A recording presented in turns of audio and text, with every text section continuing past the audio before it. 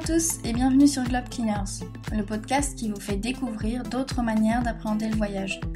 Dans chaque épisode, je pars à la rencontre d'un voyageur engagé ou d'un acteur du tourisme responsable pour vous donner des conseils et vous inspirer à voyager différemment.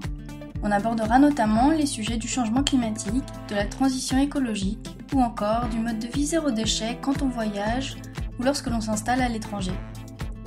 Si vous voulez en savoir plus sur mes invités et retrouver les notes de l'épisode, rendez-vous sur globe-cleaners.com.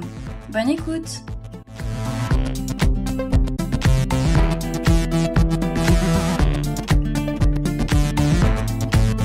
Aujourd'hui, je reçois Elsa. J'ai fait sa connaissance sur les réseaux sociaux via des groupes d'intérêt sur l'environnement. On en est venu à échanger au sujet du suremballage au Japon, car elle y avait passé quelques mois et que j'y habite actuellement. Dans cet épisode, on a parlé de comment sont perçus le végétarisme et le véganisme suivant les pays, de l'importance de parler de la protection de l'environnement autour de soi, y compris au travail ou en voyage, pour éveiller les consciences. Elle partage d'ailleurs des astuces pour le faire avec bienveillance et en douceur. On a aussi évoqué la nécessité d'optimiser ses voyages et de limiter ses déplacements en avion, ainsi que de transition écologique et de mode de vie zéro déchet à New York ou au Japon. Vous verrez avec son parcours de voyageuse à quel point s'impliquer auprès des populations locales, même lorsque l'on voyage, peut provoquer de belles rencontres et faire la différence. Je vous laisse découvrir notre échange.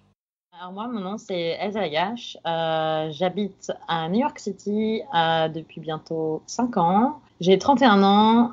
Dans la vie, je suis manager et formatrice pour un éditeur de logiciels. Mais avant tout, et je me décris depuis peu comme en fait une activiste environnementale, voire même une aventurière environnementale.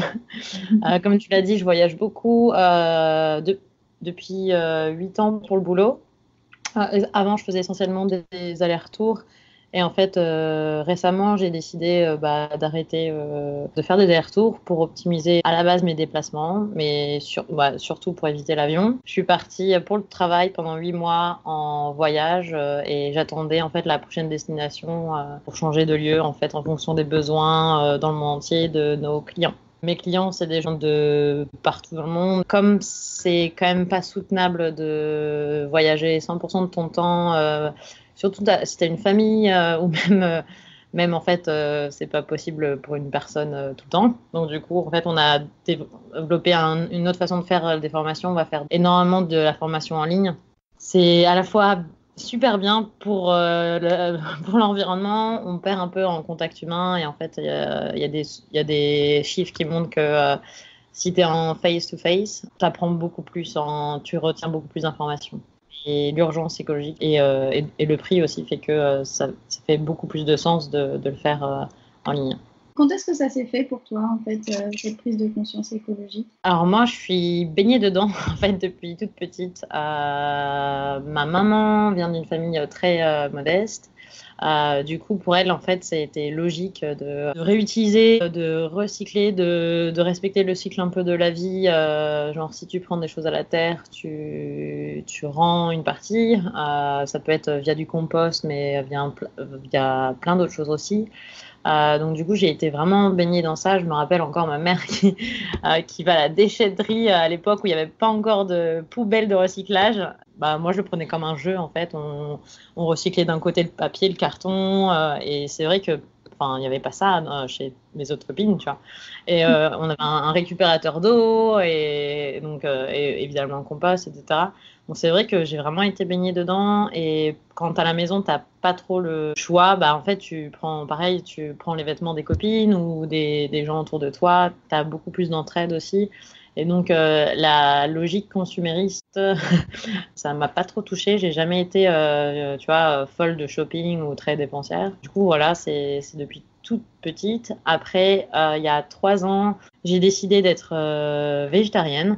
Après avoir vu des vidéos que mon mari en fait a fait, il a décidé de faire une chaîne YouTube et d'investiguer pendant 2 semaines sur un sujet précis. Par exemple, le premier sujet c'était le lait. En fait, je suis engagée vraiment à 100% sur l'écologie depuis 3 ans. Et petit à petit, tu fais des pas un peu plus grands et tu n'as plus peur de dire que tu es activiste. Là, ça fait 2 semaines que je suis végétalienne. Et je suis super contente parce que j'ai l'impression que de plus en plus mes convictions sont alignées avec mes actions et ça me rend super heureuse et j'ai super la patate. Et parce qu'en France encore, je me rappelle quand je disais je suis végétarienne, les gens me répondaient j'espère que t'es pas végétalienne. Genre comme si tu vois c'était la fin du monde si t'étais végétalienne. Et à New York, je n'ai pas du tout ce problème. Il y a énormément d'options. Les gens sont très curieux. Et je vois pas du tout ça comme une restriction, en fait. Et c'est comme dans toutes les solutions écologiques. Parfois, tu peux dire, ah non, mais il faut que je respecte aussi ça, ça. Et tu peux le voir comme une restriction. Moi, je le vois beaucoup plus comme une diversité, un champ de possibles. Et je le vois comme une autre façon de cuisiner. Enfin, ça te pousse à connaître plein d'autres choses, plein de nouvelles céréales. Par exemple, le millet, moi, je connaissais pas du tout ce que c'était. Cuisiner du boulgour, parce que du coup, tu dis végétarien, les gens ils pensent que tu manges du quinoa et du tofu, mais c'est pas trop que ça, tu vois. Donc du coup, ouais, ça depuis 3 ans via une vidéo YouTube, voilà.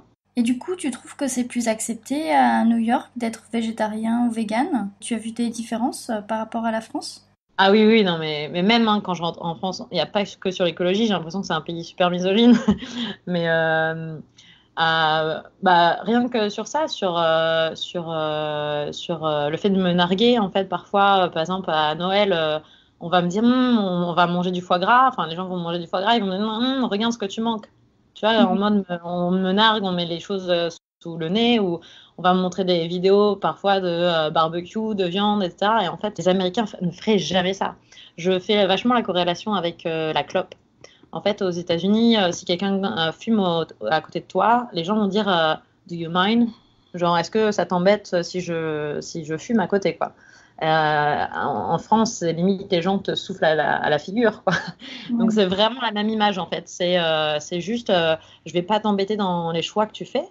Au contraire, je vais être curieux, je vais te dire, mais du coup, tu manges où? Qu'est-ce que tu manges? Pourquoi tu as été végétalienne? Pourquoi tu as fait ces choix? Alors qu'en France, c'est vachement un peu dans l'agression et dans, en fait, ils ont l'impression parfois d'être jugés par rapport à leur propre rythme de vie, quoi. Donc, ça leur fait peur d'être végétalien. C'était comment au Japon? Moi, j'ai eu trop du mal. Je t'avoue que c'est une des premières choses que j'ai su dire, c'était je ne mange ni viande ni poisson et les gens faisaient une syncope. Hein, j'ai l'impression, ils disaient mais qu'est-ce que je vais lui faire à manger, tu vois.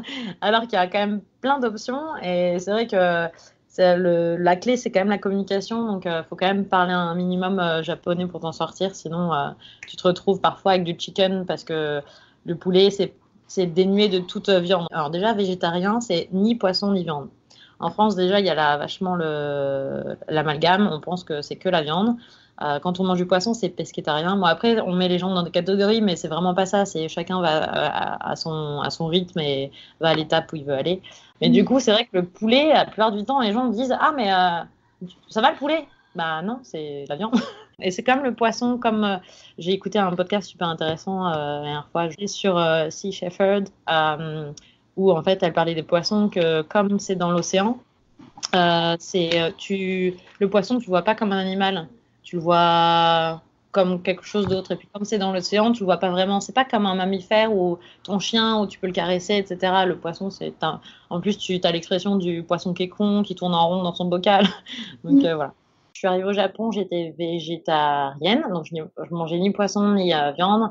Après, comme j'étais au poisson et que c'est quand même une grosse partie de la culture, je me suis remise à manger du poisson au Japon. Et en fait, j'étais pas bien. En fait, j'ai mangé trop vite, trop gras.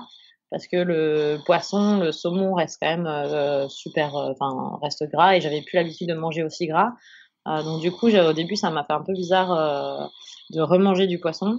Mais comme c'était partie de la culture et que je suis quand même restée 3 mois, surtout avec mes collègues, je me voyais mal leur dire bon bah à chaque fois non, on va dans un resto végétalien. Donc du coup, j'ai accepté de manger du poisson au moins 1 ou 2 fois par semaine pour découvrir aussi la gastronomie de ce pays incroyable. Donc, mais c'était au début vraiment super dur pour moi de déjà découvrir les aliments, de savoir les cuisiner, etc. Le voyage, ça a l'air quelque chose d'important pour toi. Qu'est-ce que ça t'apporte personnellement? Alors personnellement, moi la chose la plus incroyable que je trouve dans le voyage, c'est de me rendre compte que On est tous les mêmes, même si on a des religions différentes, même si on a des couleurs différentes, etc. Je trouve qu'on a tous le même sourire, genre dans la plupart des cultures, et je trouve ça incroyable de juste avec un sourire pouvoir partager plein de choses. Et c'est quelque chose qui m'a un tout petit peu perturbée justement au Japon, c'est que les gens sont pas aussi souriants, en tout cas à Tokyo au début, et ça m'a vachement impacté humainement. Voilà.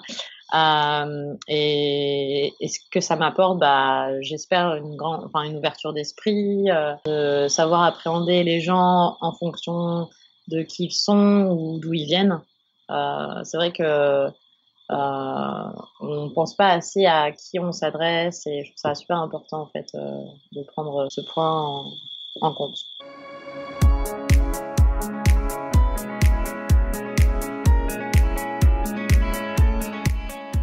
Je trouve qu'en fait on a un peu un diktat du voyage. C'est que parfois, en fait, on nous a rabâché pendant des années que, en fait, partir en voyage, c'était partir à l'autre bout du monde, sur une plage paradisiaque, sinon c'était pas vraiment profiter de ses vacances. Et je trouve que justement avec l'écologie, on se rend compte que partir à l'autre bout du monde, sans connaître au moins nos campagnes, une partie de notre pays, bah, en fait, c'est super important. C'est de privilégier aussi des moyens de transport bah, beaucoup plus écologiques, comme le train, et c'est quelque chose que j'ai adoré par exemple au Japon. C'est que tu peux vraiment aller partout, que parfois tu te dis mais comment ça se fait que la ligne elle est encore là parce on est deux dans le train.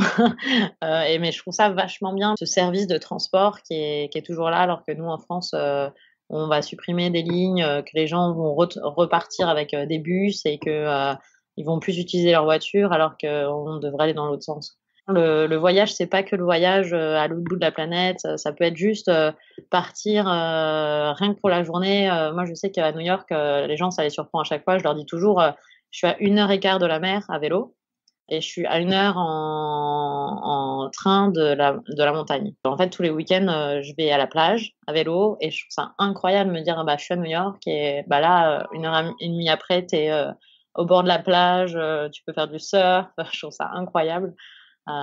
Et c'est ça, c'est profiter en fait de ton environnement le plus proche pour essayer d'échapper un peu aux villes et d'en profiter. Donc ça, c'est du voyage, ça fait partie de la découverte de ton environnement. Et les gens, parfois, ils restent dans leur ville, et à chaque fois, ils vont passer 2 semaines en vacances à l'autre bout de la planète sans se rendre compte qu'ils ont des richesses à leurs pieds, quoi. J'ai cette vision des États-Unis où c'est beaucoup plus compliqué de se déplacer si tu n'as pas de voiture. Qu'est-ce que tu en penses? Est-ce que c'est vraiment le cas? Alors ouais, en fait, il y a certains trains qui sont possibles, et tu as aussi beaucoup de bus. Par exemple, tu peux faire Washington-Boston en train. J'ai même un copain qui bosse chez Google, qui a fait une démonstration à Google en disant, voilà, lui, il a fait New York-San Francisco en train. Alors, je crois que ça prend quand même 1 semaine ou 5 jours. C'est une expérience, quoi. Genre, c'est vrai que ça prend du temps, mais c'est super intéressant. Tu vois une autre partie de la population. Genre, il disait que, bah, en fait, il y a quand même des gens qui peuvent pas prendre l'avion parce qu'ils ont été en prison. Et donc, quand on parle de voyager autrement, c'est aussi voyager avec des gens que t'as pas l'habitude d'être, en fait. Et le problème des vacances à l'autre bout de la planète, c'est t'as tendance à te mettre, en fait, avec les mêmes gens. Qui font à peu près le même boulot que toi, avec le même statut social, on va dire. Et c'est ça aussi le voyage, c'est vraiment la découverte de l'autre. Et tu peux pas le faire si tu sors pas de ta zone de confort. Moi, c'est quelque chose que j'adore aussi. Je suis un peu provocatrice de temps en temps, mais, mais j'adore, par exemple, arriver chez un client avec mon sac à dos au dos et leur dire que le week-end, bah, je dors dans une auberge de jeunesse, alors qu'il y a un budget qui me permet de dormir dans un hôtel.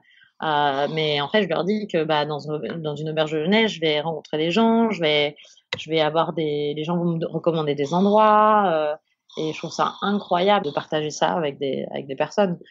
Sinon, mes randos, la plupart du temps, je les fais toute seule, mais de temps en temps, c'est quand même super sympa de partir avec un groupe. Pour en revenir à ton arrivée à New York, est-ce que tu as eu des bonnes ou des mauvaises surprises par rapport à tes convictions écologiques? Alors, ça va être comme un peu le Japon, c'est que les sacs plastiques, c'est horrible. Alors, c'est pas autant que le Japon. Au Japon, ils emballent vraiment tout, et c'est vraiment un souci d'hygiène, etc. Le, Aux États-Unis, ce qui m'a vraiment marqué, c'est le double bag. Genre, on sait jamais si un craque, on va t'en donner deux. Donc, au lieu de te donner un sac plastique, on t'en donne deux. Et ça, quand t'es française, t'es là, bah non. Et toi, tu montres que t'as ton sac. Et ils font, ah, you are European. Genre, t'es sûre, enfin, t'es européenne parce que y a que les Européens pour avoir leur propre bague. Mais en fait, vous êtes trop à la ramasse, tu vois. Donc ça, c'est rigolo, mais en même temps, avec la communication, de plus en plus, les gens sont là, ah, mais c'est super chouette, bravo, ils sont très encourageants, tu vois. La plupart des gens, la dernière fois, je suis allée faire mes courses et j'avais tout fait zero waste. Et donc, j'avais pris vraiment rien emballé, etc. Et j'arrive à la caisse et je lui fais, ah, bah, j'ai mon sac. Elle me fait, oh, mais c'est génial, j'aimerais que tout le monde soit comme vous. Tu vois, c'est quand même super fort. Ils sont là, ah, c'est vachement bien. Enfin, du coup, c'est vraiment positif et t'es jamais mal reçu. C'est comme au Japon, quand je leur disais, non, j'ai pas besoin de sac, j'avais appris la formule pour dire, voilà, parce que c'est pour l'environnement, etc. Et les gens étaient, ah, mais génial. Enfin, vraiment, ils étaient super contents, quoi. En plus, ça montre que t'es dans leur pays, t'es étrangère et que tu te soucies de l'endroit où tu es. Tu vois, que tu dégrades pas, que tu es respectueuse. Et en fait, je trouve que c'est aussi vachement dans la culture voilà, bon, japonaise, mais aussi américaine aussi, de faire pas que pour toi. C'est un pays super individualiste, mais en même temps, comme c'est super individualiste, ils sont obligés de s'entraider. Surtout pour tout ce qui est, je sais pas, quand tu as des problèmes d'argent, t'as pas d'aide ici, donc c'est vraiment la famille, les amis, l'entourage. J'ai découvert le système des food co-op, donc des coopératives. Et donc là, à New York, moi, j'étais à côté d'une food coop qui a 50 ans. Je trouve ça incroyable. Donc, c'est une sorte d'épicerie où, en fait, tu as plein de produits extraordinaires. Tout est bio, tout est local. Quand c'est pas local, en tout cas, au minimum, c'est bio, c'est fait dans une coopérative, etc. Tout le monde est bénévole. Donc, ça veut dire que tous les bénéfices reviennent, en fait, aux producteurs ou à l'acheminement des produits. Mais comme c'est normalement pas très loin, ça coûte pas très cher. Et j'ai vraiment découvert ça. Et tu peux travailler en tant que bénévole sur place. Et comme ça, tu as une réduction plus importante. Et donc, une année, ils ont eu un problème. Le réfrigérateur est tombé en panne.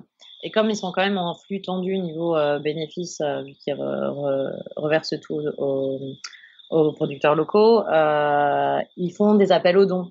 Et là, c'est grâce à un mécène américain qui était dans la rue, qui leur a filé 10 000 $. Et je trouve ça incroyable. Vraiment, c'est quand tu lèves des fonds aux États-Unis, tu as vraiment l'entraide des gens, ils te supportent vraiment dans tes projets. Et c'est ce qui fait que tu as l'impression que tu peux réaliser plein de choses. C'est pour ça que je reste aux États-Unis pour l'instant. Comment tu as choisi de t'expatrier aux États-Unis? J'ai pas trop choisi, en fait. Enfin, non. Si, j'avais dit à ma boîte, je cherchais un travail, j'avais trouvé une proposition à Londres et je voulais être dans un pays anglophone parce que je travaillais vachement en Europe pour des clients. Sauf que quand ils me parlaient en anglais, moi, à la base, je suis L20 plus espagnol. Donc du coup, l'anglais, bon, j'en ai fait comme tout le monde en France, mais j'avais pas un super niveau. Et donc du coup, quand mes clients me faisaient des blagues, je rigolais, mais je comprenais pas trop. Et j'en avais marre, donc je me disais non, il faut absolument que je vive dans un pays anglophone. Et donc j'ai dit à ma boîte, voilà, je suis en train de chercher. Ils me font, mais attends, on peut te proposer d'aller à San Diego. Et comme j'ai vécu un an au Mexique, je m'étais dit, bah super San Diego, je vais être à 1 heure du Mexique, c'est parfait, je vais à la plage tous les week-ends. Et en fait, 6 mois avant de partir, ils m'ont dit, bah non, ce sera pas à San Diego, ce sera à New York. Donc du coup, au début, je me disais pas, waouh, ça va être fou. Et je suis tombée amoureuse de la ville. C'est incroyable. On s'imagine pas que. En fait, New York, quand t'es français, tu vois ça comme une ville avec des buildings. Mais en fait, c'est bien plus que ça. Il y a pour vraiment tous les styles. Tu peux être la personne que tu veux. T'as pas de jugement. T'es pas relooké des pieds à la tête. Tu peux t'habiller vraiment comme tu veux. T'as aucun code. Ouais, moi j'adore. J'ai vu que tu t'impliquais dans des initiatives à ton niveau. Est-ce que tu peux nous en parler un petit peu plus? Déjà, il y a des sites à New York et t'as des groupes super facilement de communautés ou d'initiatives. Moi, quand je voyageais beaucoup, je faisais partie d'un site qui s'appelle New York Cares, où en clair, t'as pas besoin d'être engagé toutes les semaines et tu peux faire des actions sur tout et n'importe quoi. Tu peux aller donner la soupe populaire, tu peux faire du potager, enfin vraiment, t'as vraiment pour tous les styles. Quand je me suis mise à voyager beaucoup, je voulais pas perdre ce côté bénévole que je faisais. Et en fait, à chaque fois que je voyageais, j'ai décidé en fait, à chaque fois, de connecter avec des groupes sur Facebook, comme on s'est rencontrés, en fait, ou bien de faire des actions locales, etc. Donc, par exemple, quand je suis allée au Mexique la dernière fois, je suis allée à Holbox, à la plage, et en fait, j'avais entendu qu'Holbox avait arrêté complètement l'utilisation du plastique, sauf que c'est pas vrai. Il y avait une interdiction des pailles, mais elle est pas respectée. Et donc, j'étais un peu déçue quand je suis arrivée sur place. Il y avait quand même pas mal de déchets. Donc, j'ai décidé de ramasser. Et je suis allée dans un restaurant et je lui ai dit, est-ce que j'ai demandé à la dame si, enfin, déjà, c'est devenu une super copine. Et je lui ai dit, où est-ce que je pourrais remplir ma gourde? Elle m'avait dit, mais juste à côté, là, tu peux remplir ta gourde pour vraiment pas cher. Et sinon, je lui ai dit: «Et sinon, est-ce qu'il y aurait des actions pour ramasser les déchets? Parce que moi, j'ai un peu de temps et ça me ferait plaisir», et cetera. Elle fait: «Ah super, génial», et donc le lendemain, on avait prévu de ramasser des déchets ensemble, et du coup, tu rencontres des gens. Ensuite, le lendemain, elle m'a dit: on aurait besoin d'aide dans le centre de tri». Le centre de tri, en fait, c'est juste, un centre de tri improvisé dans le jardin d'un activiste environnemental, où en fait, ils ramassent toutes les poubelles du coin, et enfin surtout, c'est quand même trié. Donc et c'est là où tu te rends compte qu'en fait, il y a des gens, il y a derrière le recyclage, il y a quand même des gens, et que si tu pouvais leur limiter, en fait, ce travail, quand même, qui est parfois ingrat. Bon, c'est fun, on est tous ensemble, on rigole, mais en fait, tout simplement, parfois, il y a des liquides qui sont avec du gaz, et quand tu l'ouvres, parce que, bah, en fait, ça explose, donc faut faire attention, tu peux pas te le mettre dans la figure. De porter des gants. Mais donc du coup, j'ai vraiment ce besoin de faire quelque chose, je suis super dynamique, et cetera. Et donc je les avais aidés, et à chaque fois, les gens sont surpris. Ils me disaient: «Mais on ne comprend pas, tu es en vacances, tu es française, en clair, c'est pas tes terres, enfin, tu vois, tu pas ce besoin d'aider, quoi». Et je leur disais: «Mais si, enfin, on n'a qu'une planète, les déchets, ils ont pas de frontières, et c'est pour ça que j'aide, mais je vous aide, mais je m'aide moi-même», tu vois? On s'aide, chacun, quoi. Comme ça, tu arrives à créer des super relations. Le lendemain, j'étais invitée sur un voilier, le truc que j'avais jamais fait, j'étais trop contente. Sur un voilier sunset, avec une des nanas qui m'avait dit: «Ah mais j'ai un voilier, il me reste une place, tu peux venir avec nous», donc ça t'ouvre plein d'opportunités, de toute manière quand tu aides les gens ou quand tu participes à des actions comme ça, tu as toujours, plein de choses, des belles choses qui t'arrivent, je trouve, voilà.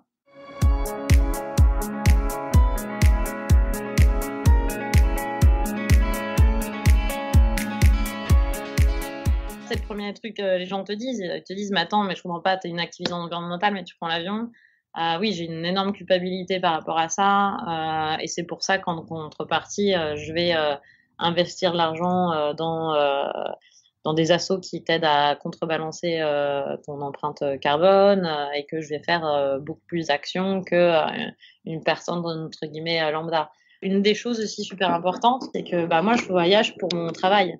C'est-à-dire que si je reviens en France, je vais toujours le combiner avec un voyage pro. Je reviens jamais en France, enfin là, je vais le faire bientôt, mais ça arrive super rarement. J'optimise mes voyages, je crois que l'année dernière, rien qu'en ne faisant pas d'aller-retour et en me disant: «Vas-y, je consacre 8 mois à voyager à temps plein», j'ai dû économiser, mais c'est horrible, hein, 24 voyages. Mais après, ce qu'on voit pas, c'est que, et c'est le problème, dans l'écologie, dans notre société, c'est qu'en fait, c'est une empreinte carbone d'une société, et que c'est à la société, à la compagnie, hein, qui devrait faire ces actions pour contrebalancer, la pollution qu'ils génèrent.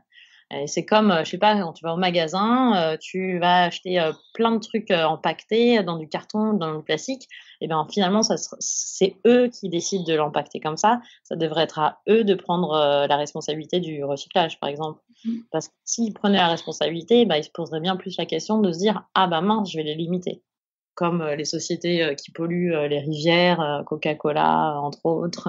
Même si c'était pas mon empreinte carbone personnelle, c'était celle de ma société, je suis super, j'ai une conscience professionnelle assez, aiguë. Donc du coup, je faisais super attention, et même, voilà, je disais que je suis manager d'une équipe, je fais en sorte que chacun, fasse super attention, et je déteste entendre dire, j'ai des collègues qui me disent: «Ah bah, je suis allée à Los Angeles, pour un meeting de 4 heures».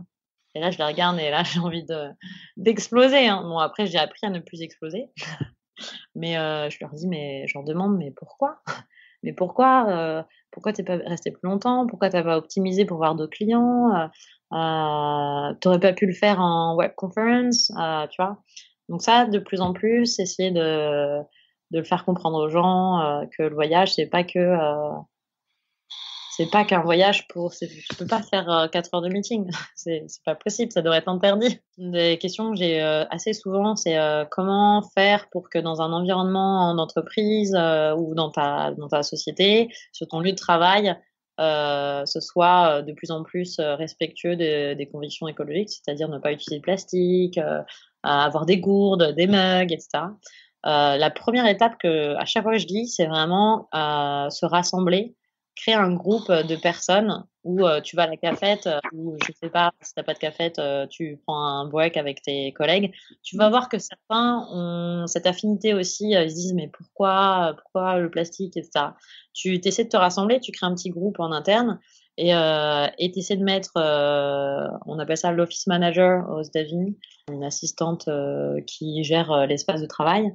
Tu essaies de la mettre dans le groupe pour l'impliquer et pour faire en sorte que la personne qui fait les achats ou qui réserve, je sais pas, un traiteur ou quoi que ce soit et prenne en compte ces éléments. Donc vraiment et après alors moi j'ai un mail type que j'envoie à tout le monde, mais en clair voilà, c'est et faire en sorte de se donner des objectifs. Par exemple là, on est en juin 2019, se dire bon bah d'ici la fin de l'année, eh ben, on n'utilise plus de verre en plastique, on fait le recyclage, on achète des mugs pour tout le monde. En plus, les gens sont quand même super contents d'avoir leur petit mug de leur société, enfin, normalement. On achète des couverts, fourchettes, couteaux réutilisables. Idéalement, on a un lave-vaisselle, etc. Donc après, il y a des structures où c'est pas possible. Donc c'est plutôt à l'individu de faire les efforts. Mais en fait, par mimétisme, le fait que tu vois que en fait, il y a une personne qui a ses couverts ou que il a une gourde et que toi, tu es en train de prendre un verre en plastique, bah tu te dis: «Ah ouais mince, je pourrais faire la même chose». Donc inspirer de manière positive, c'est super important. J'espère que je le fais. D'ailleurs, c'est quelque chose que je fais partout. D'ailleurs, à Madrid, ils se souviennent encore de moi. Je les ai aidés à mettre des poubelles de recyclage. J'ai acheté des mugs à tout le monde, en mode cadeau, quoi, genre parce que c'était pour mon bien-être personnel. À la base, c'était super égoïste. Et en fait, bah, les gens sont super contents. Et c'est vrai que même le PDG de la boîte, il disait, mais mince, oui, j'y ai pas pensé, mais bien sûr, on va continuer. Et c'est juste que parfois, tu te rends pas compte, tu as tes habitudes, ton quotidien, tu prends ta voiture au travail pour faire 20 minutes de trajet, tu arrives, tu te poses pas les questions en fait. Et quand il y a quelqu'un qui a un peu plus de motivation, qui dit ah mais on pourrait faire ci, ça, et que ça te facilite la vie, tu dis bah bien sûr. Un tip que je donne aussi aux voyageurs, c'est toujours avoir des cadeaux sur soi. Quand on voyage, parfois on est toujours dans une situation où les gens nous aident beaucoup et en contrepartie, d'avoir un petit cadeau. Alors moi, c'est toujours des cadeaux écologiques. Je sais pas si tu connais justement au Japon, tu as le mamikaki, c'est le stick en bambou pour te laver les oreilles. C'est mon cadeau préféré. En français, je crois que ça a été appelé auriculi. Franchement, tu l'offres, les gens, déjà, ils hallucinent, ils se disent waouh. Et en fait, déjà, tu plus besoin de coton-tige, c'est juste un bambou, un bâton en bambou et tu te laves les oreilles avec ça. Moi, c'est mon indispensable. J'ai des cotons réutilisables pour les femmes. J'ai la paille en métal, ça marche super bien. T'as les ustensiles en bambou, enfin, et c'est des cadeaux. Les gens sont super contents. C'est une attention que tu leur fais. Ça, c'est mon type number one de voyageur écolo, c'est d'avoir des cadeaux écolos. Au Japon, je leur ai offert des tote bags parce que tu vois, c'est comme aux États-Unis, ils sont très sacs en plastique pour tout. Ça leur a ouvert les yeux, ils étaient trop contents. Et il y a un mec, il est venu me voir, il m'a dit, mais Elsa, je te promets, je n'utiliserai plus jamais de sac en plastique de ma vie. Et enfin, moi, c'est des petits bonheurs, des petites victoires tous les jours. Et les gens se disent à chaque fois, non, mais c'est une goutte d'eau dans l'océan. Bah ouais, mais en fait, si on le fait tous, non, c'est pas une goutte d'eau, quoi. Quand je suis hébergée gratuitement chez des gens, soit j'ai pas le temps, je les invite au resto, dans un resto végétalien pour leur faire découvrir, ou je leur fais à manger. Souvent, je leur fais des crêpes. D'ailleurs, les crêpes avec du lait de riz, ça passe super bien. Ou du lait de soja. Il n'y a pas besoin de lait de vache. C'est incroyable, c'est exactement le même goût. J'étais trop contente. C'est quoi du coup ton plus beau souvenir de voyage? Il y en a un que j'adore, c'était en Côte d'Ivoire. J'avais dormi chez l'habitant et déjà j'ai rencontré l'un de mes meilleurs amis aujourd'hui. Et en fait, je prévoyais d'aller dans une réserve au nord du pays. Et donc, moi, c'est rare que je sache où je vais dormir le soir même. J'aime bien me laisser emporter par les rencontres, voilà. Parfois, je book en avance, mais c'est quand même vachement rare. Et donc, je me dirige vers le nord du pays. Je prends le bus le matin. Et là, au bout de 2 heures de bus à peine, on en avait pour au moins 7 heures de bus. Mais au bout de 2 heures à peine, le bus n'avance pas, quoi. Problème de moteur, ils sont en train de chercher. On est sous un cagnard horrible. Bon, heureusement, il y a quelques arbres et il y a un endroit où manger. Moi, je me dis, bon, je me fais à la mode, je me fais à la mode du pays, quoi. J'attends, quoi. Hein, genre, et si Dieu le veut, on repart. C'est un peu ça, quoi. Donc, attends 1 heure, 2 heures, 3 heures, 4 heures ou 5 heures, à 5 heures, je commence à perdre patience, quoi. Et en plus, surtout, enfin, une chaleur, l'eau, elle est payante, évidemment, il n'y a pas de fontaine, quoi. Et là, je me dis, mais enfin, il y a des enfants, c'est pas possible, quoi. Donc, je vais voir le conducteur de bus, j'essaie de négocier avec lui pour avoir de l'eau pour les passagers, une bouteille d'eau pour chacun. Là, il me regarde en mode, je suis une extraterrestre, quoi. Et donc, je lui dis, non, mais c'est ta responsabilité. Là, il y a des enfants, etc. Je vais même voir la police, quoi. Un mec qui fait le trafic, quoi. Je lui dis, je le prends à partie. Je lui dis, bah, vous voyez bien, là, c'est pas normal. Ça fait 5 heures qu'on attend quand même. On n'a même pas d'eau, etc. Le mec me dit, non, mais vas-y, viens. Il me prend à part. Il me dit, non, vas-y, je t'achète une bouteille d'eau que pour toi. Et là, je lui réponds, non, mais c'est pas mon problème. C'est le problème de tout le monde. C'est tout le monde ou personne. Bref, je m'emballe et en fait, il est revenu, il m'a acheté 3 petites bouteilles d'eau et je les ai données aux enfants et là, j'ai été la sauveuse du bus. En même temps, le nouveau bus est venu. Enfin bref, c'était trop bien. Du coup, c'était la fête et jusqu'à la fin du séjour, j'ai été hébergée par, des amis, des cousins des gens du bus et c'était une expérience incroyable. Je voyais, il y avait des 4x4, avec des blancs à l'intérieur. Je me disais, bah ouais. Et puis les gens me disaient, mais pourquoi t'as pris le bus, quoi? Genre, pourquoi tu t'es pas loué une bagnole? Et jamais non, mais moi j'ai envie de découvrir le pays, je veux voir comment c'est, je veux voir comment tu galères en fait, parce qu'on se rend pas compte. Mais prendre le bus, avoir des galères, c'est ça aussi le voyage. Et moi je suis là pour vivre avec les gens et pas vivre dans un resort à profiter de la piscine alors qu'il y a presque pas d'eau dans le pays.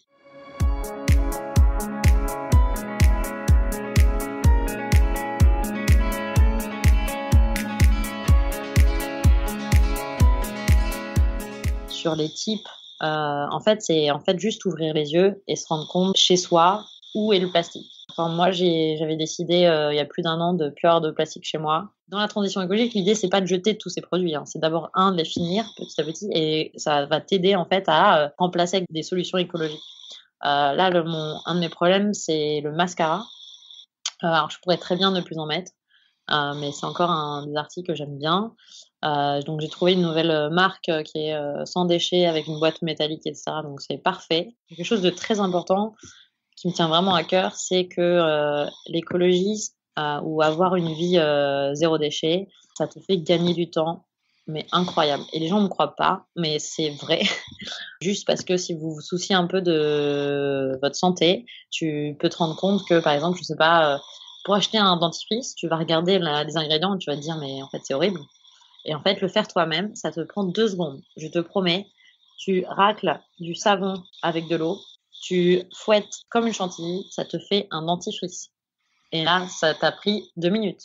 Et je trouve ça incroyable que avec mon savon, je peux faire du dentifrice, une mousse à raser, je peux me laver. Enfin, avec un produit, j'en fais 36 000. Et je trouve ça incroyable. C'est un peu l'esprit minimaliste et ça t'aide à choisir. C'est comme c'est ridicule, mais d'être végétarien, en fait, c'est super chouette parce que sur ta liste où tu devrais avoir que 10 plats, mais ils t'en proposent 50, bah, t'as que 2 options.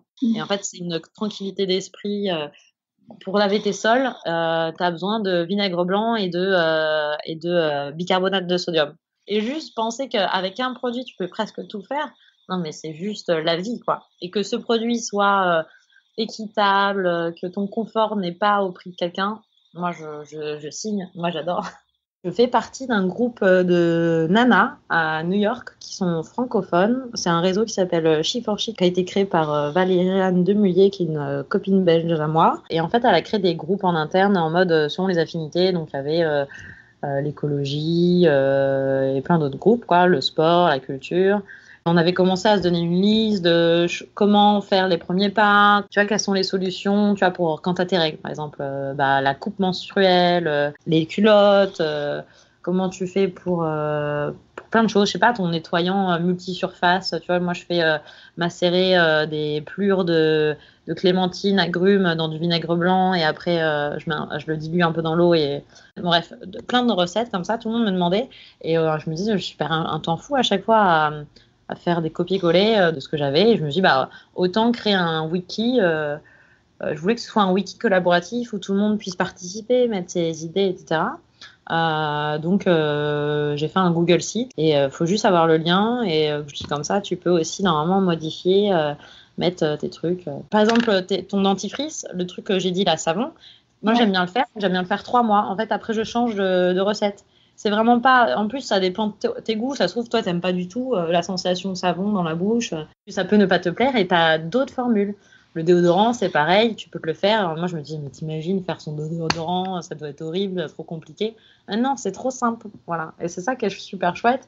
Tu joues avec les ingrédients et c'est des ingrédients que tu connais, c'est transparent. Tu sais qu'il n'y a pas du E442, tu comprends tous les ingrédients que tu mets, quoi. Alors moi, j'ai vraiment 2 podcasts préférés, adorés. Alors c'est la première fois que je faisais ça de ma vie. J'ai même écrit une lettre d'amour à Alexa Soyeux, qui est la créatrice du podcast qui s'appelle Présage, avec un S. J'adore ce podcast, il est vraiment sur la transition écologique. En fait, elle a une question toujours répétitive qui est pas comme les autres, c'est comment vous faites pour cultiver la joie. Elle interviewe vraiment des gens complètement différents, le ton est très doux et ça te fait apprendre plein de choses. C'est de la transition écologique le deuxième, mais c'est aussi essayer de comprendre le monde dans lequel on vit et ça parle aussi beaucoup de transition écologique. C'est un podcast qui s'appelle, c'est aussi une chaîne YouTube, Thinkerview. Et vraiment, moi, je suis extrêmement fan. Les questions peuvent paraître un peu très froides, mais c'est fait exprès. C'est pour voir la lucidité des gens et comment ils réagissent. C'est super. Ouais, voilà.